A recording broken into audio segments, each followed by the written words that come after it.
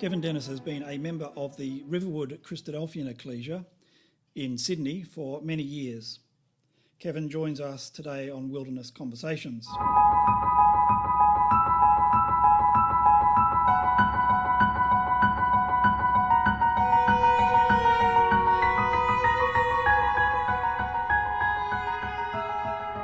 Welcome, Uncle Kevin. Thank you. Uncle Kevin, you were born in 1933. That was the year that Shirley Temple began her career, and she was 5 years old. It was a year that was considered to be the worst year of the Great Depression. Adolf Hitler was appointed the Chancellor of Germany and promptly declared all other political parties illegal. Adolf Hitler announced the production of the people's car, which is what is called the Volkswagen, and that's what it means. It was the year Albert Einstein moved to the United States from Germany, and that certainly changed history as it turned out. It was the year that British Prime Minister Neville Chamberlain returned from Germany and announced to the world, "Peace in our time." You were 6 years old when World War started, meaning you were about 12 when it finished. Do you remember those years? Yes, I do.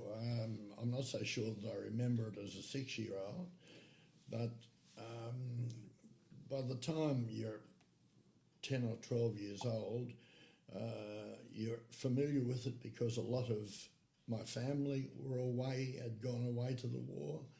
I can still remember my mother and father always at 6 o'clock every night listening to the radio of everything that was going on. Not that I understood all that much about it, but I can remember that our next door neighbour, there was a bush up behind where they lived, and we were just about going to save the world because my next door neighbour, who was a year older than I was, he formed his own army, and we dug trenches, and You were ready to be called up? Yeah, ready to be called up. That's true. So was your dad called up during those years? Yeah, my father actually went to join the AIF at the time, and he was not permitted to do so because he worked at that stage in the bacon factory at Wingham, and there's an organisation called Manpower, and the government Manpower had authority to allow you or to stop you from going into the military, particularly if you were in essential service as food production, clothing production, all of those sort of things. That was one of the things that stopped him from going there.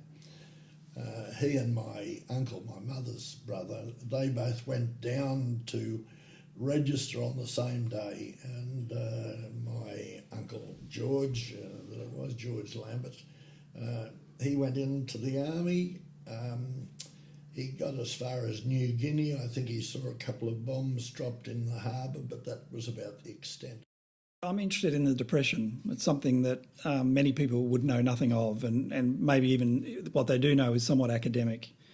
Do you remember any characteristics of life back in those early days that you would characterise as sort of the Depression years? Mm-hmm. I do remember some of it because I was born in the depth of the Depression. My mother and father were exceedingly poor, to the extent that at one stage my father even carried a swag before I was born just to do some work to be able to get a bag full of vegetables or something or other for his work. I have no memory of ever being hungry in my life because having lived on farms, there was always some food to eat. I don't ever remember being terribly poor, but I remember little things. For example, I never ever was allowed to buy a class photograph at school because they were 2 shillings. And 2 shillings was a fifth of a day's wage for my father at that time. And so I've got no school photographs at all. And on the Cisco's centenary celebration a few years ago, the 150 years, I went there and I did find on a board that they'd put up, there was a photograph of our class, and there I could see myself, and I looked like a little urchin. There was I just looked like a poor little urchin because I was 9 years old before I had a pair of shoes. So you were literally going to school in bare feet? All the time, bare feet, all the time, except in the middle of winter, you put on a pair of socks and have the little sandals that you'd put on. But I played football in bare feet. I played cricket in bare feet. I remember on one occasion we had scored a try on rugby league there, and I was asked to kick. It was in front of the goal. I went and I finished up dislocating my big toe. So imagine.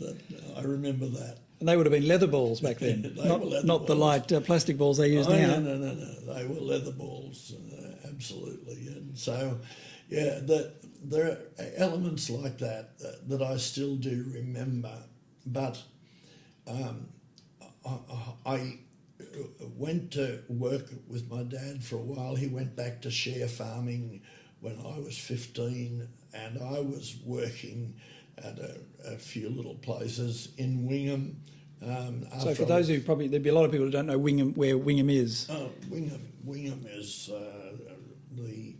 the capital city of the central coast of New South Wales, central north coast of New South Wales. A little town just west of Taree. That's where most people would identify it. 4 hours north of Sydney. Yeah, around about that. Yeah, around about that. And very rural back in those days. All rural. Yep. Yeah, both my mother's side and my father's side were all dairy farmers. Yeah. And I say 4 hours from Sydney now. I wonder how long it would have been to drive. How would you get to Sydney back in those days, I wonder? It used to take me 8 hours in the train if I went up by train. But it used to be, typically, it was about a 5.5, 6 hour drive to get up there. You grew up in Wingham in the rural community. You were talking about some of the work you did early days. So you left school? I left school when I hadn't turned 15 when I left school. I got my intermediate certificate and my first job was at a grocery store, and my first job was weighing sugar and flour, but I went and actually worked for a pastry cook, Fred Briggs pastry cook there. The actual pastry shop is still there. And I used to start at midnight and work till 10 o'clock in the morning. Doing all the baking overnight. We did 112 dozen meat pies. That's a lot of meat pies. Yeah, a lot of meat pies because we supplied all the schools and the various local areas. And what did kids do for fun in Wingham? What did 15-year-olds do when they have free time? Ride push bikes and etc. But my life was a bit different to the extent that my father was a great horseman, and I was very much into show riding and also in what they used to call hunting, which is a little bit like the Olympic horse jumping is now, okay. But hunting there, I was very involved in that, and even in some of the high jumping with the horses. Horses was very much part of my life. So okay. I had a wonderful little pony of my own called Sunshine, and all of our grandchildren and great-grandchildren know about Sunshine, so it was good. And you moved away from Wingham at some point in time? My father went share farming, as I said, just after I was 15, and then he decided that he wanted me to come and work for him. He needed help. I went for no more than a few months to work for him and realised that this is not going to work. My father was an extremely hard worker and expected everyone else to be doing the same around. Now, I wasn't a lazy person by any means, but I couldn't see myself as being a farmer for the rest of my life, particularly since my father didn't own the farms, because being a share farmer, he was just doing work on someone else's farm. So I then came to Sydney to work. I was still only 16 when I came to Sydney. I came to Sydney with about £8 in my pocket. And so I actually went and got a job. I went to Manly and then got a job with Goodland's Groceries. And what I was doing was riding a big 10, 12 horsepower Harley Davidson with a sidecar, big side box on it. And I used to go out and take orders from all of the people around and then deliver them the next day. And It's a shame you didn't think of the word Uber and actually start a company called Uber. that would have helped. So I lived in Manly. I joined the Queenscliff Surf Club. I meant to say before also that when I was at Wingham, I was in the Boy Scouts and I was doing well in that. And when I came to Sydney, I finished my scouting there in Manly, the second Manly Sea Scouts actually. And that's where I got the King Scout badge. Was presented with the King Scout badge by the Governor, Sir John Northcote, at Government House in 1950, just at the beginning of 51. So 1951 also became a significant year because I had to then go into the Air Force. I was on the call up for the very first intake of the National Service in 1951, and I selected as a preference to go into the Air Force. I won that preference, and so I spent 6 months then at Richmond Air Force Base. There was a compulsory call-up, because this is not half a dozen years after World War II had finished.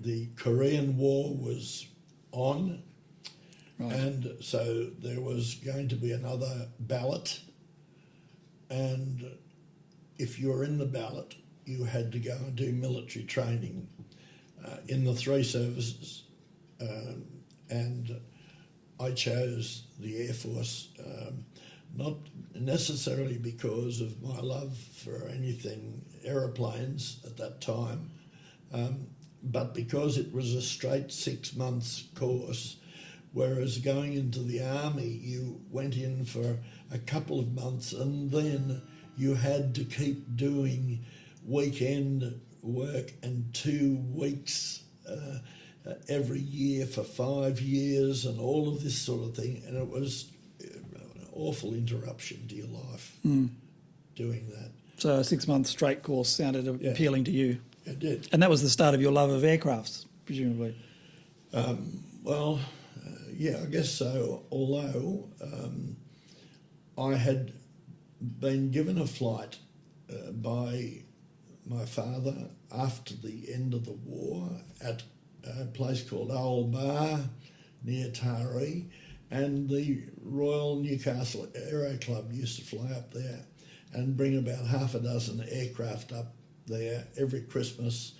There's an airstrip there at Old Bar, and they used to take joyrides, and my father paid for me for 10 shillings, which was almost a day's wages, for me to go up, and I went up in an old Dragon Rapide. So that was my first flight. I didn't ask you about your family. You had brothers and sisters? Yeah, I had 2 sisters and a brother. My brother is much younger. He was 13 years younger than me. And so when I came to Sydney as a 16-year-old, he was still only an infant child, so I didn't have a lot to do with Graham. But he spent his life in the Air Force. They trained him at university and became an Air Force officer, etc. But he went in as a 16-year-old as an apprentice to the Air Force. My older sister, Lorraine, they were farmers up near Mount George on the Manning River. My younger sister, who is 6 years younger than me, lives at Bega. She's widowed. Her husband was a fisheries inspector, at one stage the fisheries inspector of Sydney Harbour, but wanted to go back to Taree, and he went back there as the fisheries inspector for some years before he retired. Was your mum and dad religious? Did you go to church and so Yeah. on when you grew up? Yeah. We were a religious family. All of my mother's side of the family were all strict Methodists, and that's what I grew up as a Methodist, and the whole family were very, strict. I mean, very strict. Yeah. So church every Sunday. All of that. I had to sign, I think I was about 13, a pledge in what they called the Band of Hope. And it was that you would pledge that you would never drink alcoholic drinks. And the first time I ever tasted alcohol was at the first memorial meeting after I became a Christadelphian. When you moved to Sydney and you were on your own, how did religion feature in your life then? Did you take the opportunity to drop it because you were no longer sort of under your parents, or was it something that stayed with you? I must say, to be honest, it was casual, but I still went fairly regularly. The change came after I met Bonnie, because then weekends were mainly with her family. I used to go and spend weekends a fair bit, even until after we were married. It was always family weekends with her and her parents was very much part of my life at that stage. So after the 6 months in the Air Force and the training you did there, you were then released from that? And Yes. What did you go and do then? I was working with a company called Goodall and Company in the city, and that's where Bonnie worked, and that's where I met her. They were machinery merchants, and I was taken on as a wood machinery salesman. Then Goodall and Company then started to pay for me to go to Sydney Technical College to actually do a trade course in wood machining. So I did that and did fairly well at it, and eventually even persuaded me, look, go and get a couple of years of actual work in the industry, and you're going to be a lot better fitted for working in the sales industry later on. I was a wood machinist until I was 30. And during that time, you may be interested to know that all of that time I was working as a professional photographer as well. In particular, I worked for Brogan Brothers at Hurstville, doing all wedding photography. I worked for years at what is called Rosalind Gardens as the photographer there. That's like a wedding reception Yes, venue. reception. Yeah. But before that, I got a job as a photographer with a company called Nancy Studios. Why it was called Nancy Studios, I don't know. But this gentleman, Bill Addison, owned that, and I went and started to train as a formal photographer. I used to help with the setup of the of doing all the props around, because in those days when you got married, you didn't go and have photographs in the park and everything. In those days, you went back to the studio, and that's why you'll nearly always find early day photography. It's true, actually, when I think about it. I suppose the gear didn't lend itself to outdoor work as much as it does these days. Most of it was large format cameras. I did a lot of work with the Linhof Technica, which was a 5-inch by 4-inch plate camera. But even with Crown graphics and even half-frame cameras, because the quality used to be amazingly good for very, very large. They used to do very big portraits and things. But then what happened was he wanted me to go and do some work with him as a street photographer. And he had a licence with the Sydney County Council at what they called the Trust Building. And the Trust Building was on the corner of King and Castlereagh Street, is where Cornelius Furs were years ago. A lot of people might remember that. And I used to stand there all day, and I always used to use the Leica cameras, and people would be coming along. I mean, remember, no one had cameras. There were no mobile phones. There was nothing. And you'd see people that were obviously tourists, and you'd just ask them, "Excuse me, like a photograph?" And they'd say, "Oh, yeah." And so you'd take a photograph of them in the street with the background, just at the harbour bridge showing up down in the back. And you'd hand them a card, and that card would have on it that they come back the following day, and you go to P10A, Her Majesty's Arcade in Sydney, and you'll be able to see the proof. And so they go back to, the little proofs, that just the contact prints, and then they would order the photographs at 2 shillings each or whatever, and then you'd pick them up in the afternoon, the orders, you'd take them home at night, and he used to process the orders. In the morning, you'd pick them up, take them in, drop them into Her Majesty's Arcade, and then go and do your photography for the day. Mm. So that was good training as well as a photographer, which was a very interesting time. So during that time, while you were still being a machinist, you'd met Bonnie. How did that work out?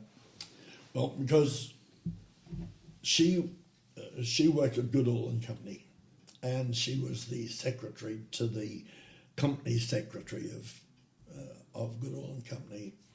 And it just so happened that I was on the same floor as she was. And, well, it all goes from there. Yep. The rest is history. Yeah, the rest is history. And you eventually married. And yes, in 1956, 2nd of November 1956, we were married. And so it's been a long time. This is coming up 65 years. So. You said you were a wood machinist till about the age of 30. Yeah. What did you do then? By now you're married? Oh, yes, yeah. Alan and Mark were both... They were both born during that period? Yeah, they were lads then. Where did you live when you were first married? At Penshurst. In a little old fibro tin roof place at Penshurst. The thing with it was that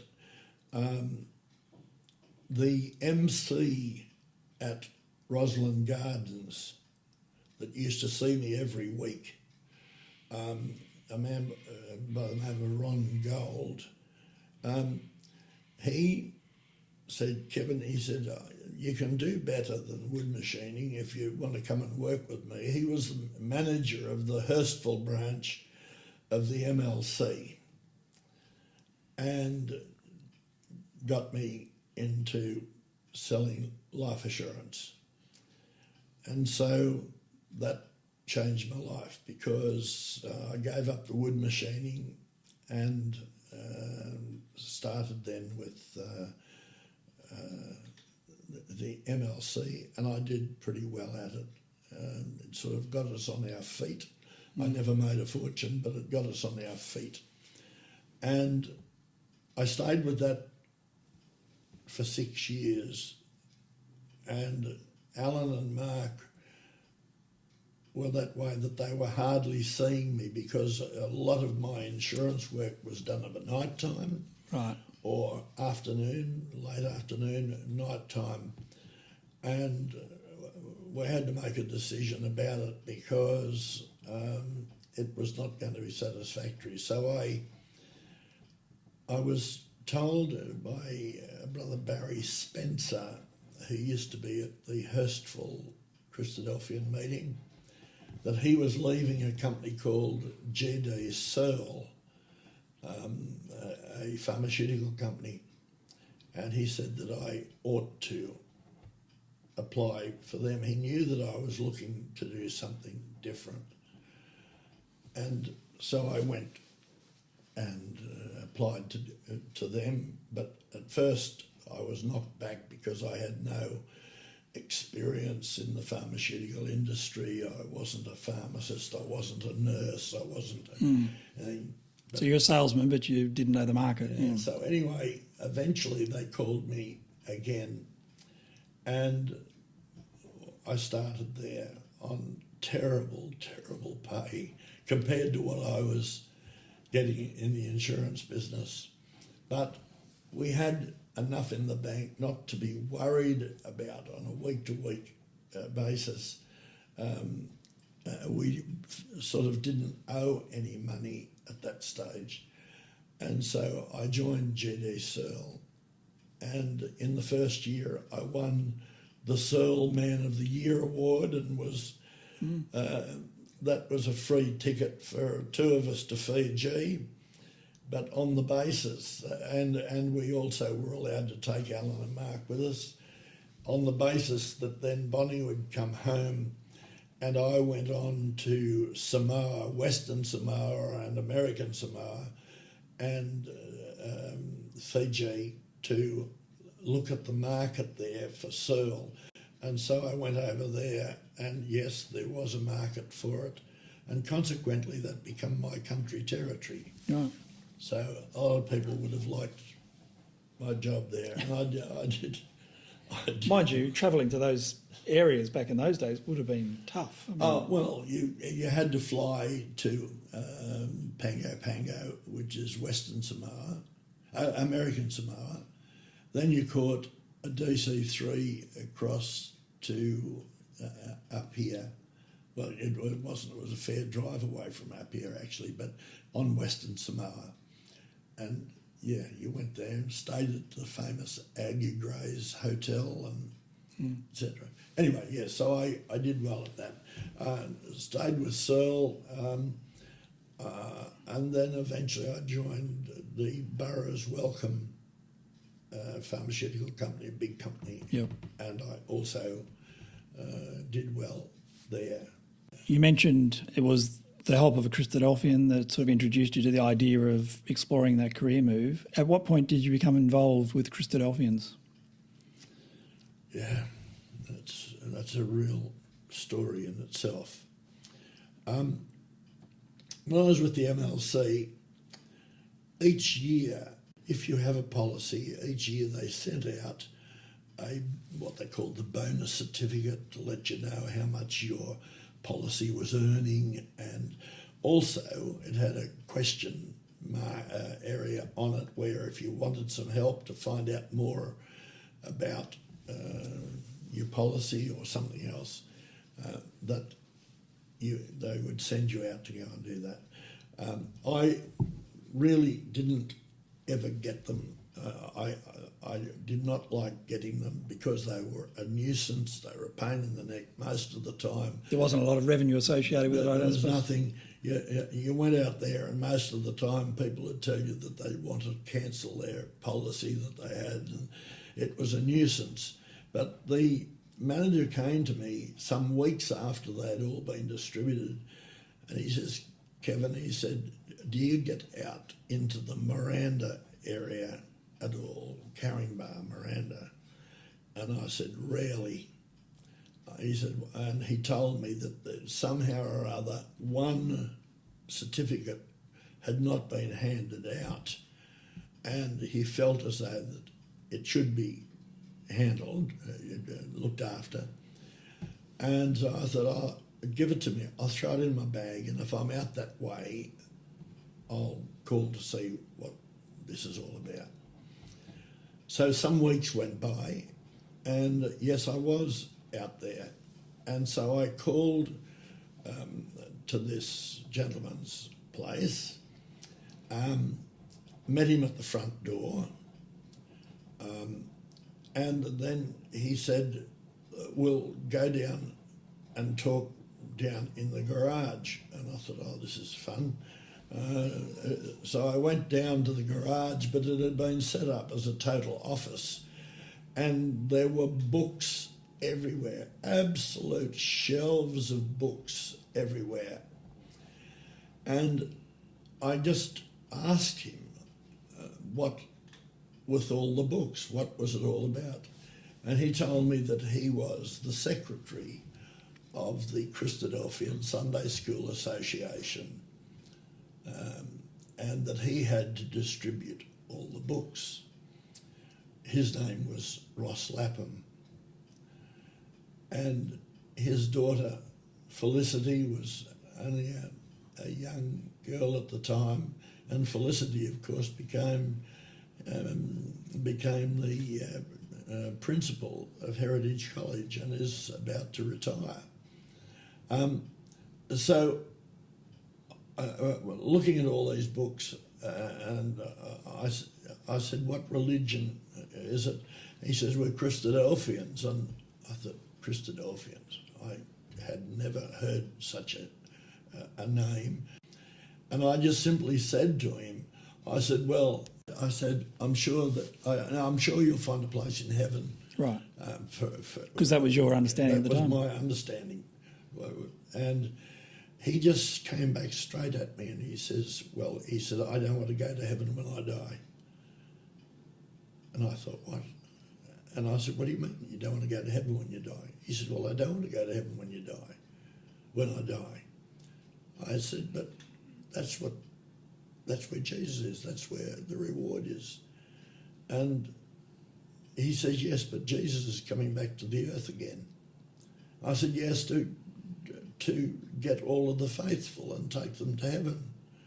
He says, well, look, I've got a whole book shelf here of Bibles, and I defy you to find anywhere in any one of those Bibles where it speaks about going to heaven when you die. And I thought, this is quirky stuff. I didn't know that people believed these things. And so we started to have a bit of a conversation about it. And then he said, look, why don't we stop and let's get on with the business that you came for, and we can talk about the other afterwards. And I thought, oh, all right. So we talked about it, and I was very happy. At the end of the night, I had a policy signed, which had made my night worthwhile of calling out there. And so then we went on and we talked and talked, and I didn't get home till about 2:00 in the morning. There were no telephones, no mobiles, and of course when I got home, Bonnie was worried, didn't know where I was, what had happened. But one of the things that really got me very interested was that he had assured me that there was no devil and Satan, because that was one of the things as a Methodist you were forever warned about. This was the fear that was put into you all the time. And he explained to me that that's not the way that the word devil is used. So all of this weighed heavily on my shoulders, this devil business all my life. I was really troubled by it. So And was all of your understanding based on what you'd been told, or in those days was Bible reading an important part of your life? Bible reading was not a part of my life at all. So it was coming through the church, with church Yeah, instruction. coming through the church. Yeah. I knew a few Bible quotes, John 3:16, and a few quotes like that. I knew a few of them, but we never studied Bible at home. We all had Bibles, but never studied them. I think that we could always find places in the Bible because oftentimes Sunday school there used to be prizes for finding such and such a quote, and we used to do that. And so what happened was then with Ross Lapham, I went away and I didn't do anything about it. And about 6 weeks went by, and next thing that I had a letter came through to tell me that I had to go and organise with Mr. Lapham a medical exam, because when he had taken his previous life assurance policy, he had some little blip on that needed correction, and so I had to go back and arrange another a medical exam for him. Well, it was another 2:00 session, and So there was something in it that really got your attention. absolutely. And the thing was that then I still did nothing about it.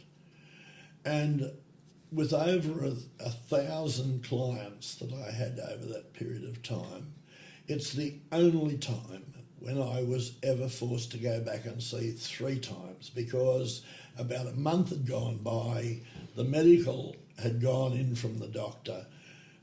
He still had this blip, whatever it was that was causing it, and he had to pay an extra premium. So I had to go back and see him the 3rd time for him to sign to pay for an extra premium, which he did. But that was the last time. From then on, I continued through, and What did that look like? So you made an arrangement to come and see him outside of work? I agreed that I wanted to be baptised, and so I started going for instruction, typical baptismal instruction. Bonnie was not at all happy about it. She was not impressed.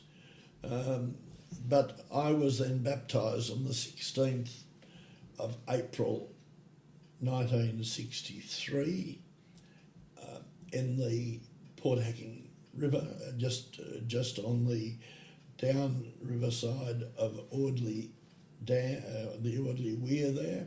They used to take the cars down onto the bank, this was at night time, and shine all the lights of the cars onto the water. And Ross took me down. I had my swimmers on, and he said, "Oh, we'll go down just up to our thighs, that's all right." Well, he got about, not even up to his knees, and he said, "This is far enough." And so he plunged me under, and I was baptised. And what's Auntie Bonnie thinking through all this? Because you're not the man she married anymore. No, she wasn't, and I was having difficulty actually. She could see that there were big changes brewing, and I was scared of I was so convinced of the truth that I knew that I was going to pursue that. But Alan, I'd already started Sunday school at the Methodists before this, and I just even had doubts about the future of our marriage. It was so bad. But anyway, naturally you try and raise subjects with her, and I remember saying once, "But wouldn't you like to live forever?" And she says, "No way. Here she's raising 2 kids, doing all the work, and if this is what life is all about, I'm not all that sure I want to live forever." Yep. Anyway, what happened was a few months had gone by, and I came home from work and found a couple of my books had been left open, and I just asked her about it, and then she asked me a question or two. I answered a question or two, but then she asked me a couple of questions that I wasn't sure about. And I just said to her, I said, look, I said, why don't we just ask one of the Christadelphians that live nearby to come round? And so she agreed with it. I was surprised. And Brother Gordon and Sister Eunice Russell lived just half a kilometre away.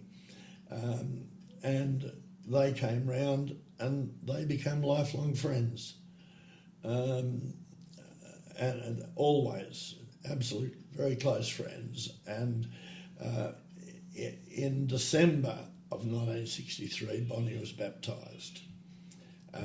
Also, it wasn't that long later. No, she obviously saw that I was determined, but she also saw that Christadelphians didn't have three heads, and that they were normal, nice people, and so she got on well. And Gordon and Eunice Russell, of course, had a couple of other very close friends. Brother Jim Rosser and Sister Gwen Rosser, and Dick and Shirley Jenkins, and Don and Thelma Gilmore. They were all very close friends, and to this day, for those that are still alive, Bonnie still loves them dearly as great, very close friends. And so that's what happened, and she got right into it. She became a Sunday school teacher at Hurstville, and then certainly at Riverwood. As we started, right from the start at Narwee, when we started, right from the start at Narwee, she was Sunday school teaching, and in many ways I wish I had also. Sunday school teaching is a tremendous asset to learning the truth of the Bible, and she oftentimes knew things that I was struggling with because I'd never learnt the simple stories of Bible stories. I certainly learnt doctrine and all of that, but that's what it was, an exciting time. When you look back over the 60s, and particularly the 60s, but the 70s as well, the world was very different back then to what it is now. How would you characterise that, and what are some of the advantages that you see that the world has today, perhaps for younger people, younger families today, but also some of the challenges that you can see around at the moment? There was one extremely notable event that took place in 1967, and that was the Six-Day War in Israel. And just before that, it was only a month or two before that, I had heard a public lecture, a public lecture it was, at the Lakemba Hall by Brother Rick O'Connor. And it was on Ezekiel 38. And I couldn't believe that this was in the Bible. How is it that I've been a Christian all my life and never knew that such stuff was there? Well, when the Six-Day War came along, I was absolutely compelled to believe that Christ was at the door. There was no question about it. He wasn't at the door then, but he was at the door every day since there. I've never lost my faith that Christ is at the door.